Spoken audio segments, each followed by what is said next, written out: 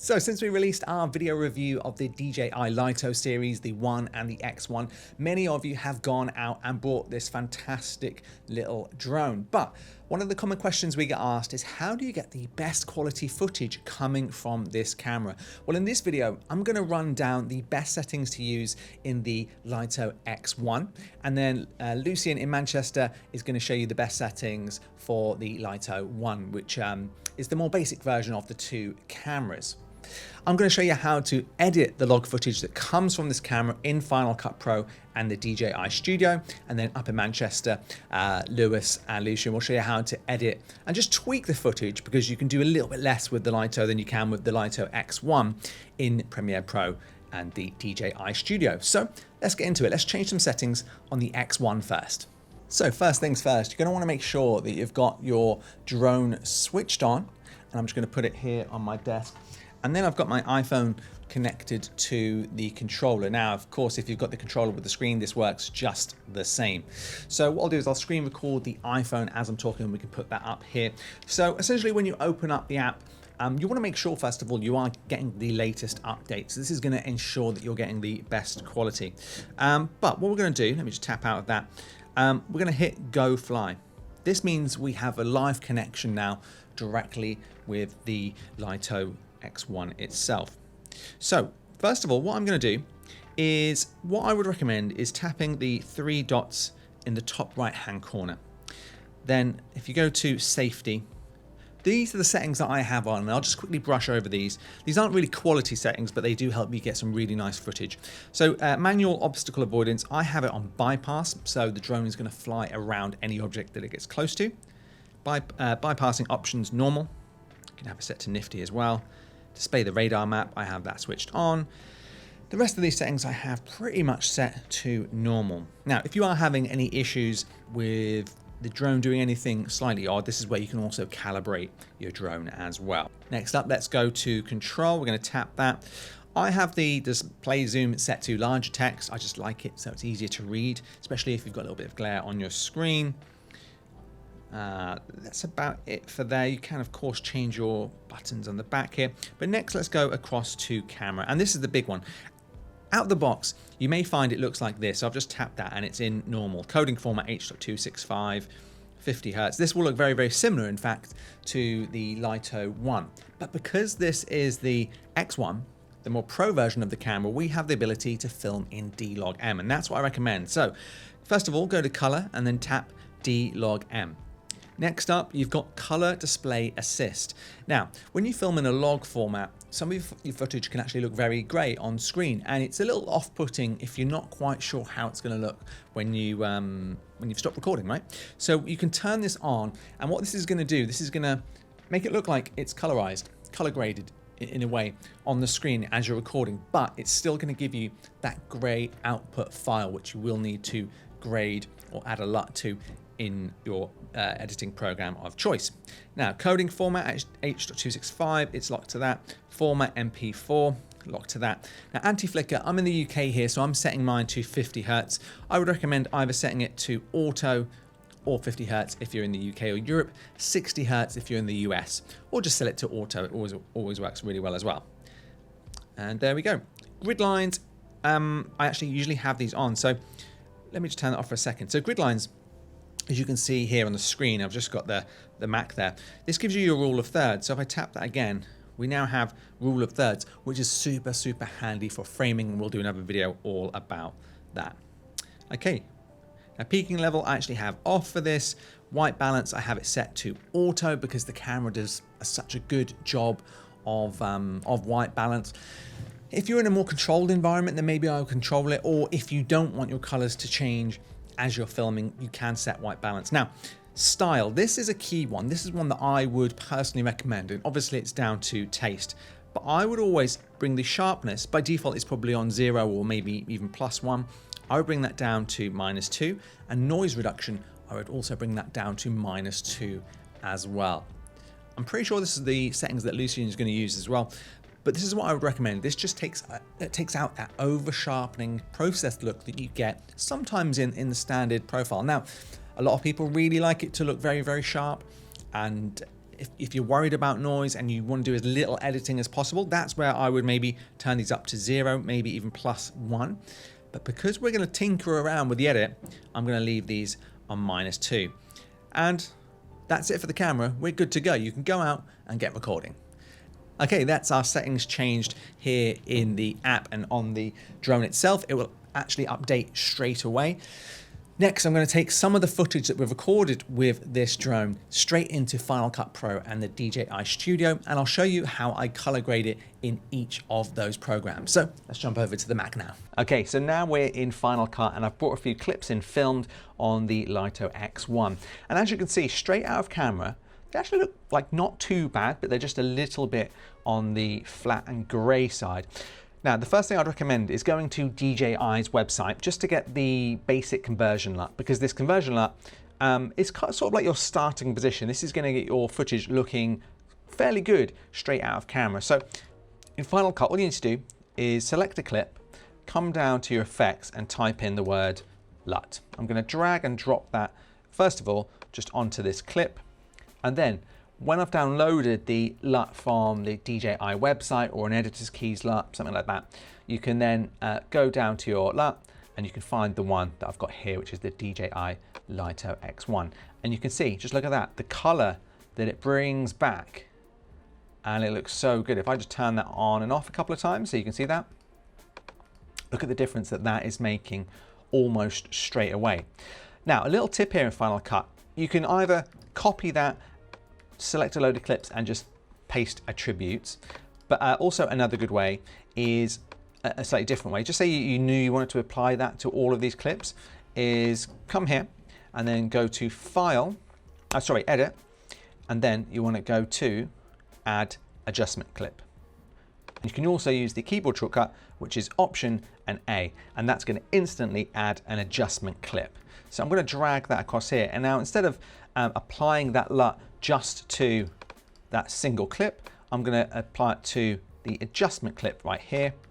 And then I'm going to go down here to DJI Official, DJI LUT X1. And you can see as we play through this footage right here, you can see it's all been essentially color graded and looks very, very nice. This is just some footage of my friend surfing, filmed with this camera.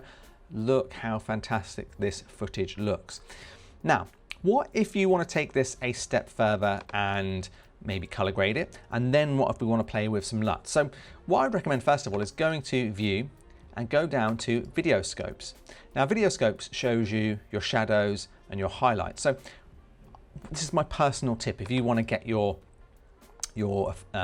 footage looking really nice, is when it comes down to shadows, go to Shadow and bring the shadows right down to that 0 line.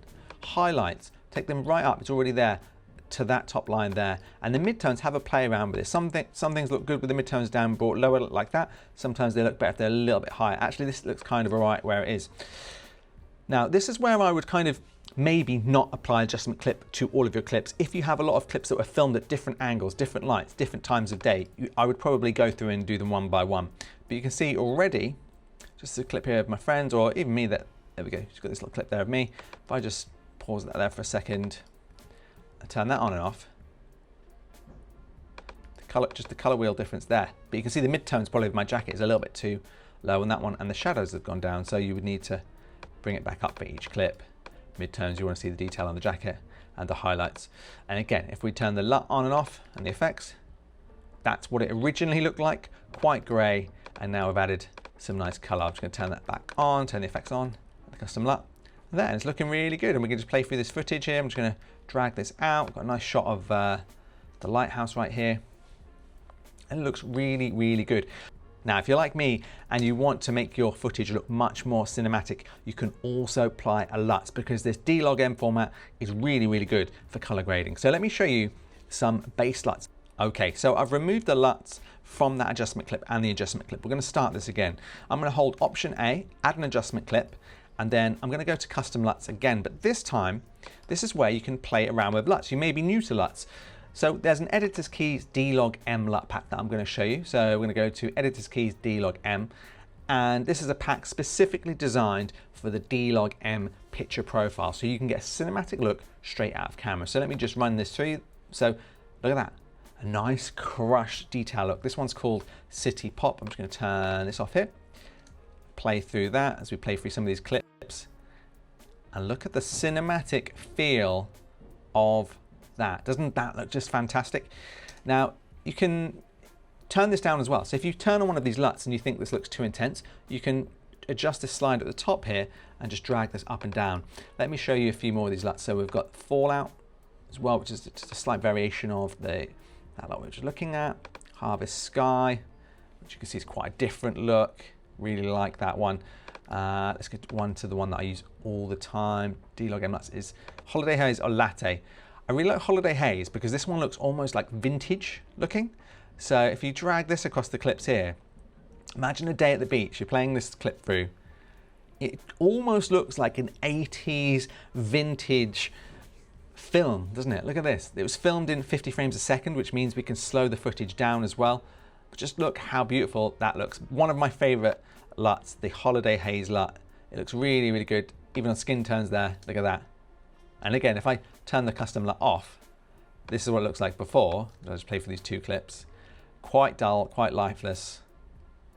I'll flick this back on. Bam. Just look at the difference this makes to your story. So that's Holiday Haze. Latte, again, a slight variation of that, much more brighter. A bit more saturation there, but again, depending on what you're filming, it can look really, really nice. So I'd recommend checking out these LUTs. These are from us at Editors Keys. If you go to the Editors Keys website or check out the link in the description box below, you can check those out. So that's what I would recommend. You can also do this in the DJI Studio as well. So let's jump across there and I'll show you how you can do it in there. Okay, so now we're in the DJI Studio app. Now this app is fantastic. This is from DJI. It's an absolutely free app that you can use. So if you don't yet have the budget for something like Final Cut Pro, or if you're just tinkering with your footage, you can do a lot of what I just showed you in this app as well. So I've created a new project, imported the shots just like this. It still allows you to mark it in and out points, which means like sort of cutting the start and the end points down. So I'm going to do that. And then if you want to apply a LUT, just like we've done right there, let's click on that. You can go up to filters here, and you can see that DJI actually includes a LUT library that you can just sort of hover over like this, and it will show you what some of those LUTs will look like as you go through them. Some look really, really nice, but you can of course import your own. You just hit that LUT icon there. These are already imported, and if I go down to the Holiday Haze one, you can see it looks just the same there. If I add that on top there, it's going to apply it to that, and if I add it to there, I can apply it to this clip here as well. There we go. So now we have that Holiday Haze LUT on both the clips within the DJI app. And again, what's good, if we just go here, you can change and adjust this here within the DJI app as well. So you can adjust the exposure, bring that right up and down if you want to. Adjust the luminance. So when you work with a LUT, when you have a good picture profile like the D-Log M that you get in the Lito X1, you can really like pull these sliders left and right to really look at the different detail, the different highlights and shadows, and really play around with them without destroying your footage. And that's the good fun about a camera like this, is you're getting a camera for such a low price, but you're getting pro level features. And really there's no excuse for creating content. So now let's go to Manchester, and Lucian is going to tinker with the Lito 1. Very similar to this, but just in case you've bought the Lito 1, we're going to show you how you can change those settings and do a little bit of the color grading in Premiere Pro.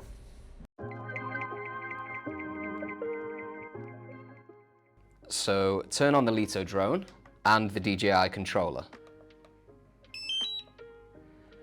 And then connect your mobile device to the drone using the DJI app. Once it's connected, tap Go Fly or enter the live camera view to access the camera controls. Tap the three buttons in the top right of the screen and go to Camera and scroll down until you see Style, and then click the drop-down menu and you'll find the image settings. So go to Sharpness and bring it down to -2, and same with noise reduction as well. Then exit the settings menu and your changes are automatically saved, so you don't have to do it a second time. And then you're ready to capture more cinematic, smoother footage. Hi guys, so now I'm going to show you how to edit this footage in Premiere Pro. you can quickly improve the look using the lumetri color panel. So I start off first with exposure, adjust it until the image looks naturally bright. If you get the lumetri scopes at the side here, just make sure this line does not go over 100, as that will be overexposed. I increase the contrast just slightly to add a bit of depth. I always lower the highlights a little bit just so you can recover some of the bright skies. Shadows I raise slightly just to reveal detail in the darker areas. Whites increase just a tiny bit just to clean the image. And then the blacks just lower slightly to add richness. Just make sure this doesn't go below 0 on the lumetri scopes, as that will crush the blacks. I always add a little bit of vibrance, increase this just a little bit. It boosts its colour without making skin tones or natural scenes look oversaturated. And if needed, increase the saturation, but again, just avoid pushing this too far, as drone footage can quickly look unrealistic. And the final tip, specifically for this drone, the best looking drone footage is usually achieved with subtle edits. As this drone doesn't have D-Log, you don't want to add too much. Small adjustments often produce the most professional cinematic results. So as I said before, this doesn't have D-Log, so you can still apply one of our LUTs, however, just lower the intensity when doing so, as it will look really strong at the start. So just lower it down to around 10 or 20, and then you can still achieve a cinematic look using one of our LUTs also. Thanks for watching, and I'll see you in the next one.